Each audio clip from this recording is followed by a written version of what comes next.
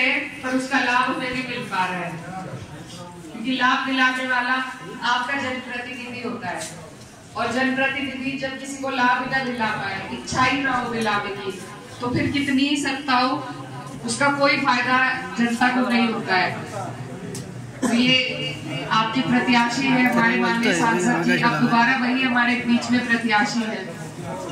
हमारी तरफ तो वो गए ही नहीं, सबको नाराजगी है कि आज तक हमने देखा ही नहीं उन्हें, शायद आपके क्षेत्र में, लेकिन महसूस आज ये हुआ घूम के कि यहाँ भी उनका आना या काम कराने का कोई खास प्रभाव दिखाई नहीं दे रहा है। तो एक जनप्रतिनिधि का जो कर्तव्य है सबसे पहला वो यही है कि वो अपने लोगों के बीच में जाए, उनके सुख दुख में शामिल हो, उनकी परेशानियों से अवगत हो और फिर उसका निस्तारण कराए। लेकिन इसके लिए उनकी इच्छा होनी जरूरी है।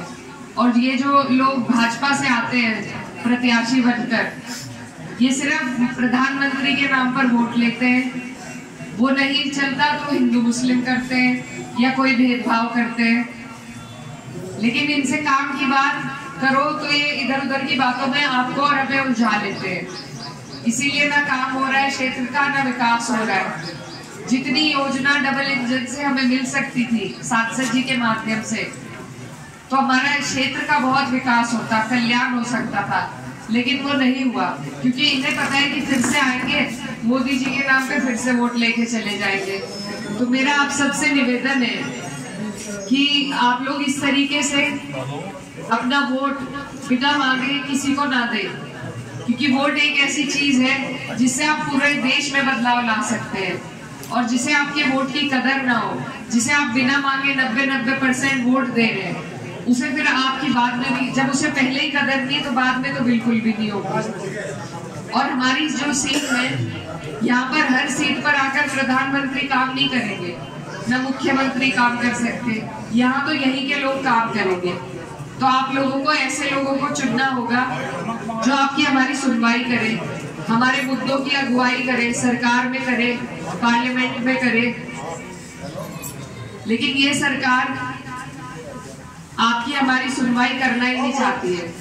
700 हमारे किसान भाई शहीद हुए, 1 साल तक आंदोलन चला, लेकिन प्रधानमंत्री जी ने कोई शब्द उनके लिए संवेदना के नहीं कहे।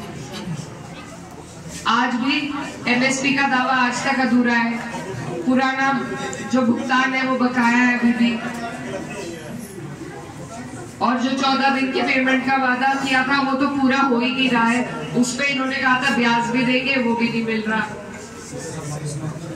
कोई अगर भर्ती निकलती है, हमारे जो युवा भाई खड़े हैं वो पेपर देने के लिए तैयारी करते हैं, उससे पहले वो पेपर लीक हो जाता है, और इसी की एवज में इन्होंने कई 100 करोड़ रुपए इकट्ठा भी कर लिए।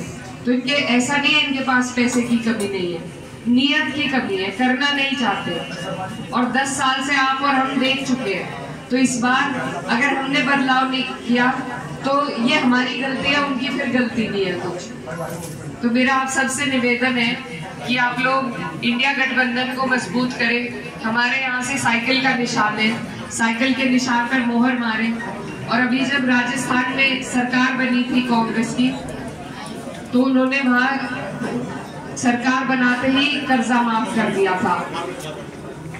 तो जो लोग लाभकारी योजना जनता को देना चाहते हो, जनता के हाथ मजबूत करना चाहते हो, आप लोग ऐसे लोगों को चुने, ऐसी पार्टियों को मौका दें। और ये तो हर 5 साल में चुनाव आता है, बदलाव करना जरूरी है, क्योंकि रुका हुआ तो पानी भी सड़ जाता है, जब तक उसे बदले ना, उसे भी बदलने की जरूरत है। तो आप सबसे मेरी यही गुजारिश है कि 19 तारीख है, मैं यहाँ से प्रत्याशी हूँ, इस क्षेत्र की मैं भांजी लगती हूँ, आपकी बहन हूँ, बेटी हूँ। मुझे ये मौका मिला है, कम उम्र में मिला है, और इस मौके को, इस बड़ी जिम्मेदारी को निभाने के लिए मुझे आपके सबके साथ की, सहयोग की और आशीर्वाद की जरूरत है। आप जिस तरीके से यहाँ हमारी बात सुनने के लिए आए और इतना मान सम्मान दिया, इसे मैं कभी नहीं भूलूंगी, और आपके लिए, आपकी लड़ाई लड़ने के लिए हमेशा तैयार हूँ। बहुत बहुत धन्यवाद।